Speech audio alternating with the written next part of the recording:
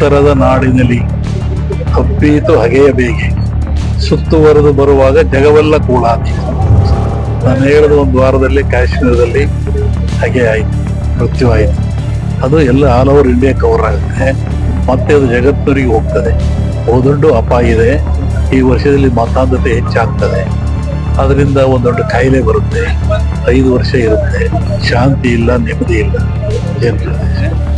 ಉತ್ತರದ ನಾಡಿನಲ್ಲಿ ಹಬ್ಬೀತು ಹಗೆಯ ಬೇಗೆ ಸುತ್ತುವರೆದು ಬರುವಾಗ ಜಗವೆಲ್ಲ ಕೂಳಾತಿ. ನಾನು ಹೇಳಿದ ಒಂದು ವಾರದಲ್ಲಿ ಕಾಶ್ಮೀರದಲ್ಲಿ ಹಗೆ ಆಯಿತು, ಮೃತ್ಯು ಆಯಿತು. ಅದು ಎಲ್ಲ ಆಲ್ ಓವರ್ ಇಂಡಿಯಾ ಕವರ್ ಆಗುತ್ತೆ, ಮತ್ತೆ ಅದು ಜಗತ್ತಿನವರಿಗೆ ಹೋಗ್ತದೆ. ದೊಡ್ಡ ಅಪಾಯ ಇದೆ. ಈ ವರ್ಷದಲ್ಲಿ ಮತಾಂಧತೆ ಹೆಚ್ಚಾಗ್ತದೆ. ಅದರಿಂದ ಒಂದು ದೊಡ್ಡ ಕಾಯಿಲೆ ಬರುತ್ತೆ. 5 ವರ್ಷ ಇರುತ್ತೆ. ಶಾಂತಿ ಇಲ್ಲ, ನೆಮ್ಮದಿ ಇಲ್ಲ ಜನರು. ಈ ವರ್ಷ ವಾಯು ಸುನಾಮಿ, ಜಲ ಸುನಾಮಿ, ಭೂ ಸುನಾಮಿ, ಅಗ್ನಿ ಸುನಾಮಿ ಎಲ್ಲ ಕಡೆ ಇದೆ. ಹಿಮಾಲಯ ಗೌರಿ ಶಂಕರ ಶಿಖರ ಶಿವ ಎಂದಿತ್ತು. ಹಿಮಾಲಯ ಸುನಾಮಿ ಆಗ್ತದೆ, ಅದು ಡೆಲ್ಲಿಗೆ ಬರ್ತದೆ. ಎಲ್ಲ ಕಡೆ ಅರ್ತ್ಕ್ವೇಕ್ ಆಗ್ತದೆ, ಮಳೆ ಜಾಸ್ತಿ ಆಗ್ತದೆ. ಜಗತ್ತಿನ 3-4 ಜನ ರಾಜಕೀಯ ಮಹಾದುರಂತರು ಅಪಮೃತ್ಯು ಹೊಂದ್ತಾರೆ. ಎಲ್ಲ ದೇಶಗಳು ಕಲ್ಯಾಣಗೊಳ್ತವೆ. ವಿಪರೀತವಾದ ಬಿಸಿಲು, ಒಲೆ ಉರಿದರೆ ನಿಲ್ಲಬಹುದು, ನೆರವು ನಿಲ್ಲಕ್ಕಾಗಲ್ಲ ಅಂತ ಬಿಸಿಲಿದೆ. ಸದ್ಯದಲ್ಲಿ ರಾಜಕಾರಣಕ್ಕೆ ಯಾವುದೇ ಬದಲಾವಣೆ ಇಲ್ಲ, ಯಾವ ತೊಂದರೆ ಆಗಲ್ಲ. ಸಂಕ್ರಾಂತಿವರೆಗೂ ಆಗಲ್ಲ.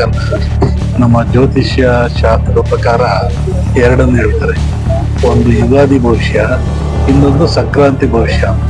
ಯುಗಾದಿಯಲ್ಲಿ ಹೇಳ್ತಕ್ಕಂಥದ್ದು ಮಳೆ, ಬೆಳೆ, ಕೊರೋನಾಗಳು, ತಾಪತ್ರೆಗಳು, ಪ್ರಕೃತಿ ಭವಿಷ್ಯ.